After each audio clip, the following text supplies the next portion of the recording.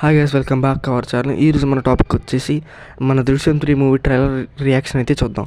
Overall trailer అయితే చాలా బాగుంది భయ్య. అండ్ కొన్ని ఎలిమెంట్స్ అయితే చాలా ఇంట్రెస్టింగ్గా ఉన్నాయన్నమాట. అండ్ ఫస్ట్ ఆఫ్ ఆల్ మన వెంకటేష్ అన్న అయితే ఈ మూవీలో చేయట్లేదు భయ్య.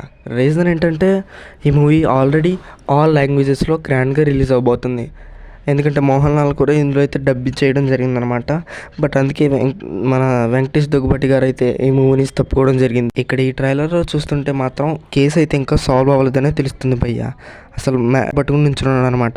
అంటే వేరే కొత్త ప్రాబ్లం ఉందా లేదా అదే ప్రాబ్లం ఇంకా సాల్వ్ అవ్వలేదా అని తెలుస్తుంది భయ్య. ఇంకా మోహన్ లాల్ గారు అయితే ఈ పర్టికులర్ దానిలో అయితే మనం చూడలేదు కాబట్టి 1, 2 అయితే మనం వెంకటేష్ గారికి అలవాటు పడ్డాం కాబట్టి ఈ మూవీని చాలామందికి అయితే తెలియదు భయ్య.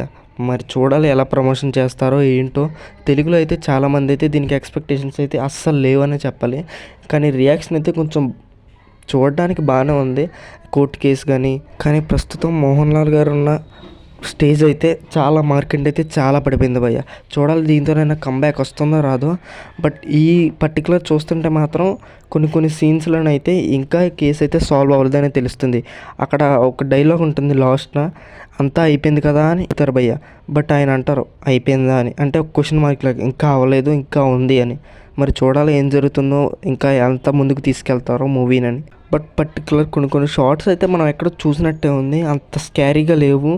ఫస్ట్ సెకండ్ పార్ట్స్లో ఉన్నట్టే కొన్ని షార్ట్స్ అయితే ఉన్నాయి.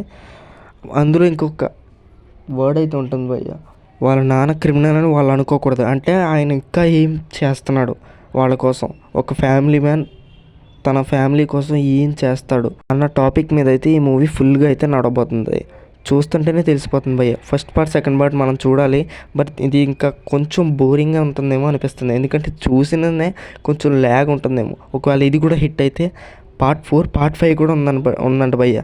కానీ ఇంత పెద్ద మల్టీ యూనివర్స్ని మన వెంకటేష్ దగ్గుబాటి గారు అయితే రీమేక్ చేయాల్సింది భయ్య. మూవీ మీద తెలుగులో పర్టికులర్ ఎక్స్పెక్టేషన్స్ అయితే ఏమీ లేవు భయ్య. ఓన్లీ రీజన్ మోహన్ లాల్ గారు అనమాట. అండ్ చూడాలి ఇంకా కథను ఎంతగా ఎంగేజింగ్గా తీసుకెళ్తారో.